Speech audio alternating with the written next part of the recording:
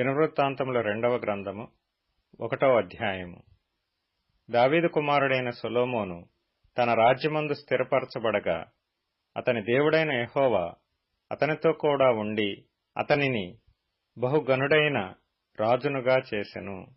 యెహోవా సేవకుడైన మోషే అరణ్యమందు చేయించిన దేవుని సమాజపు గుడారము గిబియోను నందుండెను గనుక సొలొమోను సహస్రాధిపతులకును శతాధిపతులకును న్యాయాధిపతులకును ఇశ్రాయేలీయుల పితరుల ఇండ్లకు పెద్దలైన వారికందరికిని అనగా ఇశ్రాయేలీయులకందరికిని ఆజ్ఞ ఇయ్యగా సమాజకులందరూ సొలొమోనుతో కూడా కలిసి గిబియోను నందుండు బలిపీఠము నొద్దకు పోయిరి. దావీదు దేవుని మందసమును కిర్యత్యారీము నుండి తెప్పించి యెరూషలేమునందు దాని కొరకు గుడారము వేసి తాను సిద్ధపరిచిన స్థలమున నుంచెను.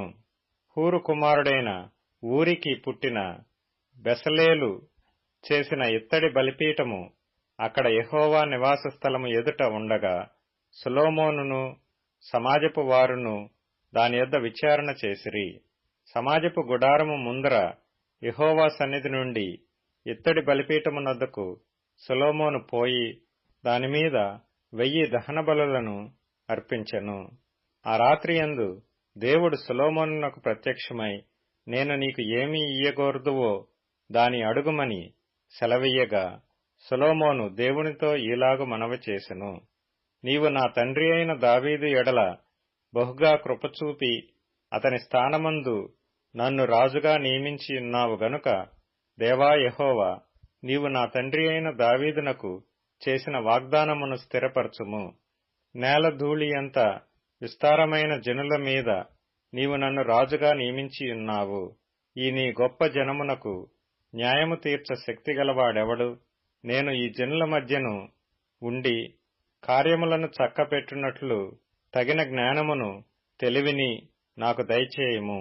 అందుకు దేవుడు సొలొమోనుతో ఈలాగు సెలవిచ్చెను, నీవు ఈ ప్రకారము యోచించుకొని ఐశ్వర్యమునైనను సొమ్మునైనను ఘనతనైనను నీ శత్రువుల ప్రాణమునైనను దీర్ఘాయువునైనను అడుగక నేను నిన్ను వారి మీద రాజుగా నియమించిన నా జనులకు న్యాయము తీర్చుటకు తగిన జ్ఞానమును తెలివిని అడిగియున్నావు. కాబట్టి జ్ఞానమును తెలివియు నీకియ్యబడును. నీకన్నా ముందుగానున్న రాజులకైనను నీ తర్వాత వచ్చు రాజులకైనను కలుగని ఐశ్వర్యమును సొమ్మును ఘనతను నీకిచ్చెదను అని చెప్పెను. పిమ్మట సొలొమోను గిబియోనులో నుండు సమాజపు గుడారము ఎదుటనున్న బలిపీఠమును విడిచి యెరూషలేమునకు వచ్చి ఇశ్రాయేలీయులను ఏలుచుండెను. సొలొమోను రథములను గుర్రపు రౌతులను సమకూర్చెను.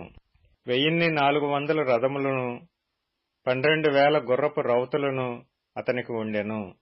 వీరిలో కొందరిని అతడు రథములుండు పట్టణములలో ఉంచెను, కొందరిని తన రాజ సన్నిధిని ఉండుటకు యెరూషలేములో ఉంచెను. రాజు యెరూషలేమునందు వెండి బంగారములను రాళ్లంత విస్తారముగాను సరళమ్రాణులను షెఫేలా ప్రదేశముననున్న మేడి చెట్లంత విస్తారముగాను సమకూర్చెను. సొలొమోనునకుండు గుర్రములు ఐగుప్తులో నుండి తేబడెను. రాజు వర్తకులు ఒక్కొక్క గుంపునకు నియామకమైన ధరనిచ్చి గుంపులు గుంపులుగా కొని తెప్పించిరి. వారు ఐగుప్తు నుండి కొని తెచ్చిన రథమొకటింటికి 600 తులముల వెండియు, గుర్రమొకటింటికి 150 తులముల వెండియు నిచ్చిరి. హిత్తీయుల రాజులందరి కొరకును సిరియా రాజుల కొరకును వారు ఆ ధరకే వాటిని తీసుకొనిరి.